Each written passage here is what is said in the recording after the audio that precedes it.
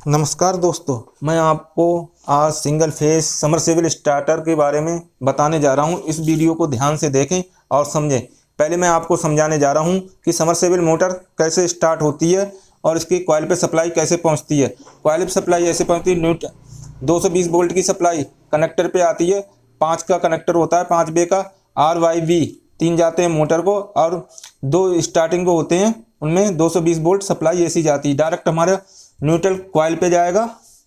Coil पे दूसरा face face MCB में होता हुआ एम्पियर मीटर में होता हुआ, एम्पियर मीटर में एनो एनो स्विच है। स्टार्ट पुश बटन है, स्टार्ट पुश बटन एनो है। इस पुश बटन को जैसे ही हम प्रेस करेंगे तो इसी कॉइल पे सप्लाई पहुंच जाएगी और कॉइल पे सप्लाई पहुंचते ही कॉन्टेक्टर होल्ड हो जाएगा। कॉन्टेक्टर होल्ड होके एक सप्लाई हमने आउटपुट से स्टॉप पुश बटन पे ली है। स्टॉप पुश बटन से होते हुए ये सप्लाई फिर दोबारा एनो एनो स्टार्ट पुश बटन के आउटपुट से फिर कॉइल पे पहुंच जाएगी और कॉन्टेक्टर डायरेक्ट होल्ड रहेगा। और इसके बाद हमारा ऑन इंडिकेटर भी जल जाएगा। जब कॉइल पे सप्लाई पहुंचेगी, हमारी सप्लाई कॉइल पे सप्लाई पहुंचेगी तो ऑन इंडिकेटर भी जल जाएगा।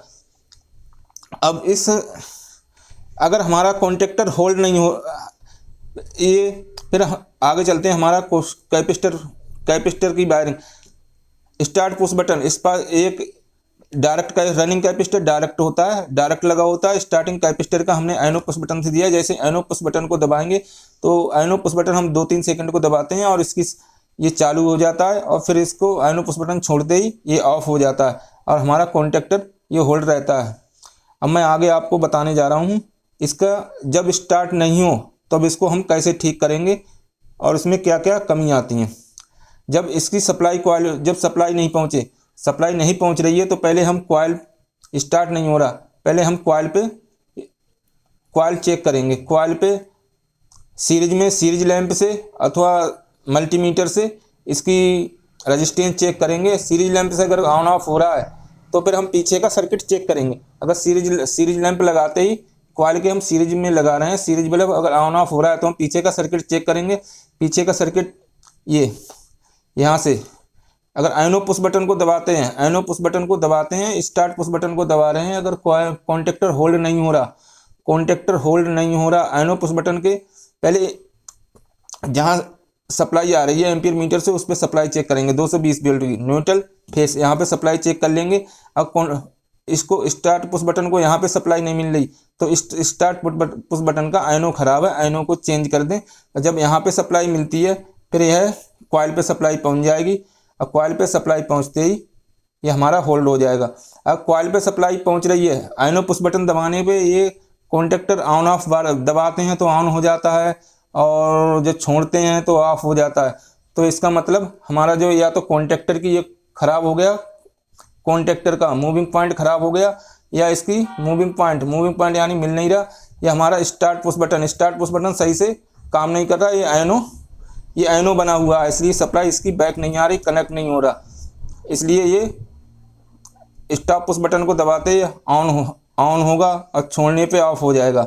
इसलिए इसका मूविंग या तो कॉन्टेक्टर खराब है या स्टार्ट पुश बटन एनो है।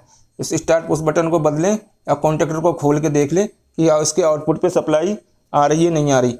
अगर इसको आउटपुट पे हम इसलिए लगाते हैं कि हमारा इसके आउटपुट पे अब शुरू से हम पूरी वायरिंग डायग्राम समझ लेते हैं।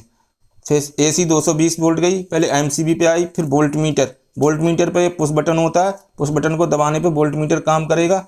ये सप्लाई इंडिकेटर दिखाएगा, सप्लाई होगी तो इंडिकेटर जलेगा। ओवरलोड रिले किसी में लगी नहीं होती, ओवरलोड रिले लगाना जरूरी है। फिर ओवरलोड रिले के बाद आ जाता है एम्पियर के बाद एक चले जाता है कॉन्टेक्टर के फिक्स पॉइंट पे और दूसरा हमारा जाता है स्टार्ट पुश बटन के ampere meter start push button के एनो स्विच पे। और दूसरा जो NO switch start push button में 2 एनो स्विच होते हैं। एक एनो स्विच हमारा स्टार्ट कैपेसिटर के लिए लगा होता है, जब हम इसको दबाएंगे तो 2-3 सेकंड के लिए ऑन हो जाता है फिर ऑफ हो जाता है स्टार्ट पुश बटन। और मोटर में 3 R Y V phase neutral. अब मैं आपको स्टार्टर से समझा देता हूँ। ये हमारी एसी 220 वोल्ट की सप्लाई आई। AC 220 ये न्यूट्रल डायरेक्ट कॉन्टेक्टर पे लगा हुआ है, न्यूट्रल डायरेक्ट कॉन्टेक्टर पे लगा हुआ है। फिर ये फेस आया, फेस MCB से, MCB फेस, ये फेस आ रहा है, फेस हमारा डायरेक्ट इस पॉइंट से उठा हुआ है, फेस को हमने डायरेक्ट MCB पे लगाया है।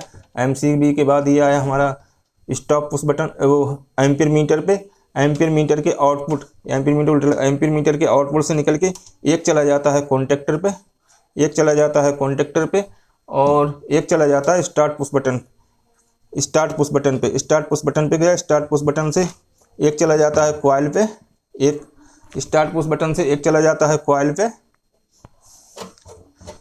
एक कॉइल पे चला गया, और एक चला जाता है हमारा इंडिकेटर, इन्हें इंडिकेटर यहाँ से दिखा रखे हैं, एक इंडिकेटर पे चला गया, एक स्टॉप पुश बटन। फिर आया ये दूसरा, ये कैपेसिटर को जा रहा है, कैपेसिटर की सप्लाई जुड़ी हुई है इससे, ये कैपेसिटर पे है, इसको हम दबाएंगे तो कैपेसिटर ऑन हो जाएगा 2-3 सेकंड के लिए। और हमारी जो बैक सप्लाई जा रही है, ये स्टॉप पुश बटन है, ये स्टॉप पुश बटन है, ये स्टॉप पुश बटन को एक यहाँ से कॉन्टेक्टर के आउटपुट से ली हुई है, कॉन्टेक्टर के आउटपुट से मैंने यहाँ से ले रखी है।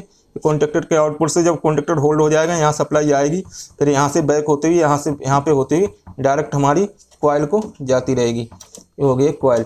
एम्पीयर मीटर को हम सीरीज में चेक कर सकते हैं। अगर एम्पीयर मीटर ख़राब हो जाएगा मोटर तब भी स्टार्ट नहीं होगी।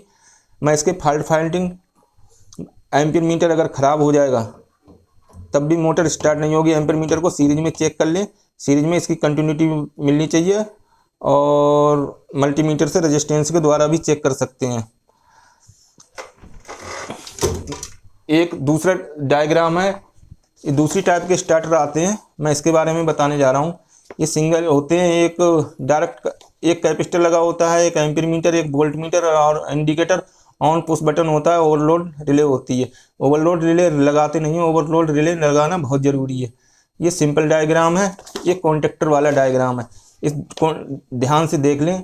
अगर वीडियो में कुछ समझ में नहीं आए, कुछ आपको कुछ पूछना हो तो डायरेक्ट कमेंट में पूछ सकते हैं, क्या समझ में नहीं आ रहा।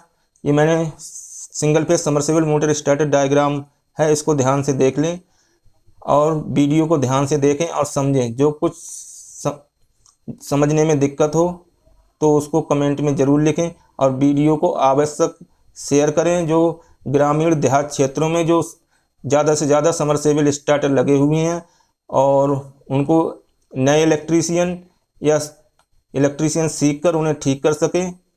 धन्यवाद।